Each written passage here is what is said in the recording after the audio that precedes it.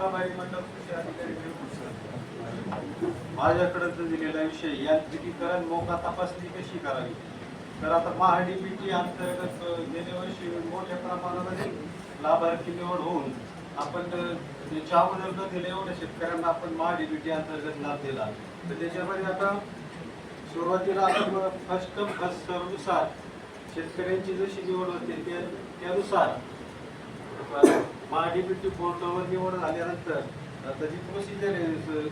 निवड झाल्यानंतर 10 दिवसात शेतकऱ्यांनी डॉक्युमेंट अपलोड करणे. अपलोड केल्यानंतर सहाय्यक कृषी अधिकारी यांनी त्याची पडताळणी करून ते पूर्वसंमतीसाठी पाठवलं. त्याच्यामध्ये ते ग्राह्य धरलेला टेस्ट रिपोर्ट आहे का, ज्या कंपनीची खरेदी करणार आहे तर त्या ऑथोराईज कंपनीचं त्यांनी टेस्ट रिपोर्ट अपलोड केला आहे का आणि तो वैध आहे का. त्याचबरोबर त्यांनी जे कोटेशन जोडले त्या कोटेशनमध्ये जे मॉडेल घेणार आहे तर त्या मॉडेलचा उल्लेख, त्या कंपनीचा उल्लेख त्यांनी त्या कोटेशन मध्ये केलेलं आहे का. हे सर्व ज्यावेळी शेतकरी अपलोड करतात आणि स्क्रुटनी करताना सहाय्यक कृषी अधिकारी ज्यावेळेस त्याची खातरजमा करून ज्यावेळेस पुढच्या डेस्कला जातं आणि तालुका स्तरावर ज्यावेळेस त्याला पूर्वसंमती मिळते तर पूर्वसंमती मिळाल्यानंतर ज्यावेळेस शेतकऱ्यांनी खरेदी करायचं असतं तर शेतकऱ्यांनी ज्यावेळेस खरेदी करून बिल अपलोड केलं जातं तर त्यावेळेस ज्यावेळेस तपासणीचा विषय येतो त्यावेळेस उपकृषी अधिकारी किंवा मंडल कृषी अधिकारी यांच्या डेस्कला ज्यावेळेस ते प्रकरण येतं तर तिथून कडे सुरू होतात असतं की आपण त्याची खातरजमा कशी केली पाहिजे. तर प्राधान्याने ज्यावेळेस स्क्रुटनीसाठी उपकृषी अधिकारी यांच्या स्तरावर येतं त्यावेळेस त्यांनी स्क्रुटनी करताना प्राधान्याने काय पाहिलं पाहिजे तर त्यांनी जे कोटेशन अपलोड केले आणि त्या कोटेशन मध्ये जे उल्लेख केलेलं यंत्र आहे त्या यंत्राचा खरेदी केली का, त्या टेस्ट रिपोर्ट प्रमाणे त्याचं मॉडेल आहे का आणि त्याचा उल्लेख त्या इनवॉइस मध्ये केलेला आहे का. त्याचबरोबर आपण जे यंत्र अगोदर तपासतो तर त्याच्यामध्ये त्याचं जे पूर्वसंमती दिलेली तारीख आहे आणि त्या शेतकऱ्यांनी खरेदी केलेल्या त्यांनी जे ट्रान्झॅक्शन केले ते RTGS मार्फतच केलंय का आणि पूर्वसंमती नंतर केले की पूर्वसंमती अगोदर केले हे सुद्धा पाहणं गरजेचं आहे. त्यानंतर त्याचं ऍप्लिकेशन स्टेटस मध्ये तो शेतकरी जर अल्प उदाहरण की बहु उदाहरण की समजा तिथं जर तुम्हाला अल्प उदाहरण दाखवत असतं आणि ऍप्लिकेशन स्टेटस मध्ये जर तो बिग फार्मर जर असेल तर त्याच्यामध्ये मग याची अनुदानाची योजना करताना आपण त्याला बहु उदाहरण बंदच करायला पाहिजे. तर त्याच्यामध्ये मेन जे सांगायचे तर ज्यावेळेस आपण मोका तपासणी करायला जातो फील्डवर तर त्यावेळेस जर त्याच्यात त्रुटी असतील तर शेतकऱ्यांचं आपण रिमार्क मध्ये कळवलं पाहिजे किंवा फोन करून सांगितलं पाहिजे किंवा आपले सहाय्यक कृषी अधिकारी यांच्या मार्फत शेतकऱ्याला कळवलं पाहिजे. आणि त्यांनी 3 दिवसात ती त्रुटीची पूर्तता करून ज्यावेळेस आपण प्रत्यक्ष तपासणीला जातो तर त्यावेळेस तपासणीला गेल्यानंतर शेतकऱ्यांनी त्या अवजारावर आपलं नाव टाकले का, योजनेचं नाव, मंजूर वर्ष, नंतर ते जे अवजार आहे तर आपण त्याला जे टेस्ट रिपोर्ट दिलाय आणि जे इनवॉइस वरती तेच अवजार खरेदी केल्याची खातरजमा हे करणं फार गरजेचं आहे. कारण काही वेळेस काय होतं आपण रोटावेटर आहे समजा आणि त्यांनी जर अपलोड केलेले शक्तिमानचा आणि त्याला मंजूर आहे समजा 5 फूट आहे आणि 5 फूट जरी असलं तरी तो 6 फुटी घेऊ शकतो. परंतु त्याला आपण अनुदान देताना जे मंजूर आहे किंवा कमीत कमी जे असतं तर ते देणं गरजेचं असतं आणि त्यामुळं पहिलं हे पाहणं फार गरजेचं आहे.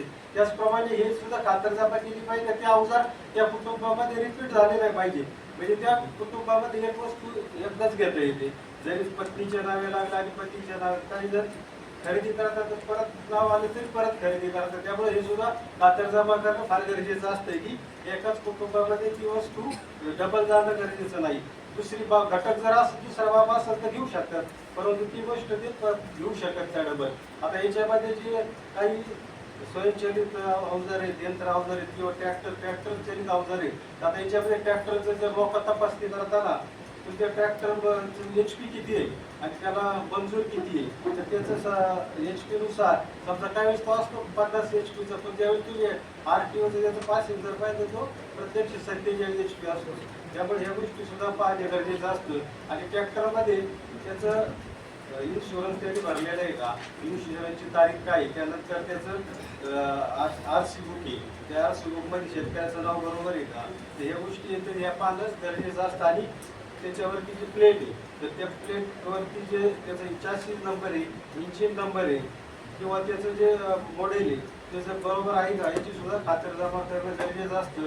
RTO पासिंग जर नसेल जर त्यांनी चलन भरलं असेल तर त्याचा RC बुक आल्याशिवाय आपण थोडं पाठवत नाही अनुदानासाठी. त्याचप्रमाणे जर ट्रॅक्टरचे जे अवजार असतात त्याच्यामध्ये सुद्धा त्याचा ट्रॅक्टरचा HP किती अबाव 35 आहे का बिलो 35 आहे तर त्यानुसार सुद्धा त्याची गणना करताना त्याचं HP सुद्धा पाहणं गरजेचं असतं.